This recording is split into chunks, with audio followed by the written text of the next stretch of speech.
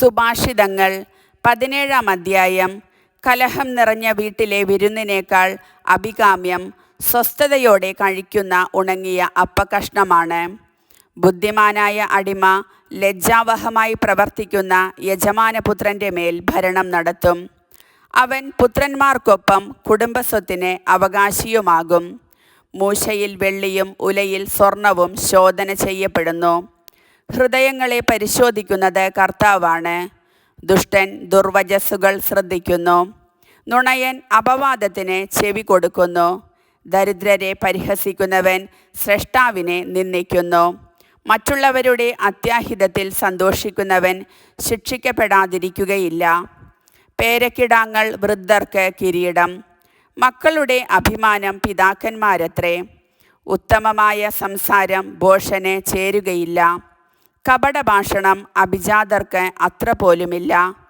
കൈക്കൂലി മാന്ത്രിക കല്ലാണെന്നത്രേ കൊടുക്കുന്നവൻ്റെ സങ്കല്പം. തിരിയുന്നിടത്തെല്ലാം അവൻ വിജയം നേടുന്നു. തെറ്റു പൊറുക്കുന്നവൻ സ്നേഹം നേടുന്നു.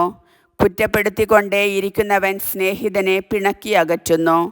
ഭോഷനെ 100 അടിക്കുന്നതിനേക്കാൾ ബുദ്ധിമാനെ 1 ശകാരിക്കുന്നത് കൂടുതൽ ഉള്ളിൽ തട്ടും. അധമൻ എപ്പോഴും കലാപകാരിയാണ്.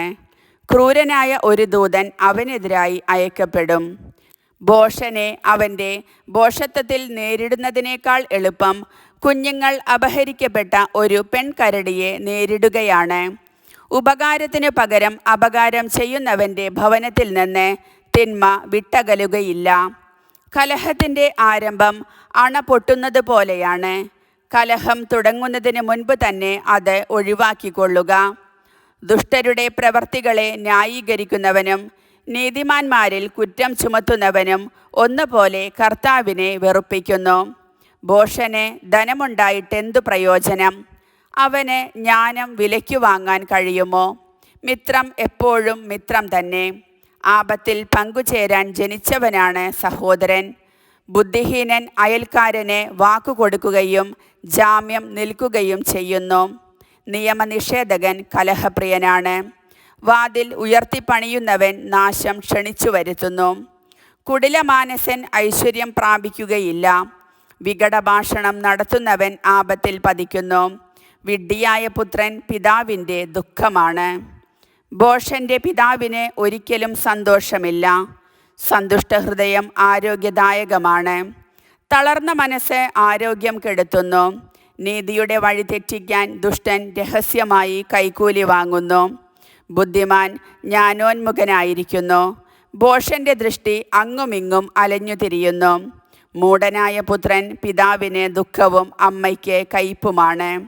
നീതിമാൻ്റെ മേൽ പിഴ ചുമത്തുന്നത് നന്നല്ല. ഉത്തമനെ പ്രഹരിക്കുന്നത് തെറ്റാണ്.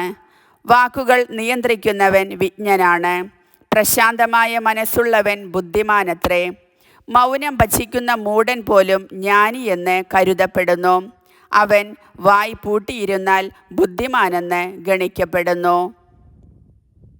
കർത്താവിൻ്റെ വചനം.